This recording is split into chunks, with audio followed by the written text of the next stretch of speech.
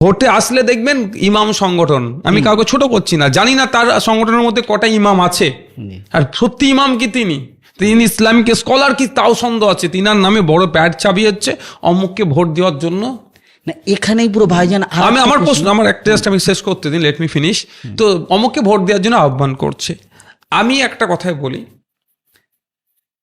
স্বতন্ত্রতা আছে, আহ্বান করতে পারে, আমি এর বিরুদ্ধে এখন যাচ্ছি না, কিন্তু দুঃখের বিষয় আমার, আপনি ভোটের দিনে আহ্বান করছেন, আমি এটাও বিরোধিতা করছি না, আপনার ভালো লেগেছে তাকে করুন, কিন্তু ভোট মিটে যাওয়ার পরে ধূপগুড়িতে পুলিশের সামনে দাঁড়িয়ে থেকে একাধিক মসজিদকে যখন আক্রমণ করা হলো, যারা সম্প্রীতির বাংলা চায় না যারা, তখন সেই ইমাম সাহেবদের দুটো কলম লিখা দেখতে পেলাম না মাননীয় মুখ্যমন্ত্রীর উদ্দেশ্যে, যে পুলিশের সামনে দাঁড়িয়ে মসজিদগুলো আক্রমণ করা হলো, সেই পুলিশদের বিরুদ্ধে পুলিশ মন্ত্রী তথা মুখ্যমন্ত্রী কি ভ্যাকসিন নিয়েছেন এবং যারা ওই অন্যায় করেছে তাদের বিরুদ্ধে কি ব্যবস্থা গ্রহণ করেছে।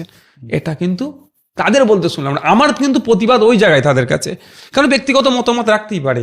স্বাভাবিক। আপনি মিষ্টি খেতে ভালোবাসেন, জি। আমি ঝাল খেতে ভালোবাসি, এটা ব্যক্তি, আমি আপনাকে চাপিয়ে দিতে পারি না যে আপনাকে আমি ঝাল খেতেই হবে, ঝাল খেতে আর আমাকে আপনিও চাপাতে পারেন না, এটা পুরো ব্যক্তিগত ভারতের সংবিধান আমাদের বাক স্বাধীনতা অধিকার আছে, দিয়েছে। আপনার ভালো লেগেছে ডেমোক্রেসিতে আপনার অমুক দলকে আপনি সাপোর্ট করতে পারেন, কিন্তু আপনি যেই পোস্টকে নিজেকে বলছেন আপনি হোল্ড করছেন, আপনি ইমামদের নাকি সংগঠনের টপে আছেন, তাহলে মসজিদ যখন আক্রমণ হচ্ছে তখন আপনার আপনার তো মুখে দায়িত্ব। শব্দ নাই, খরচ নাই কেন? আর এই মসজিদটা যদি অসমে হয়, এই মসজিদটা যদি তেলেঙ্গানাতে হয়, এই এখানে মসজিদটা আন্দোলন। যদি রাজস্থানে হয়, তো এখানে তখন আন্দোলন এখানে করতে হবে। আন্দোলন কাকে বলে দেখিয়ে দেওয়া হচ্ছে।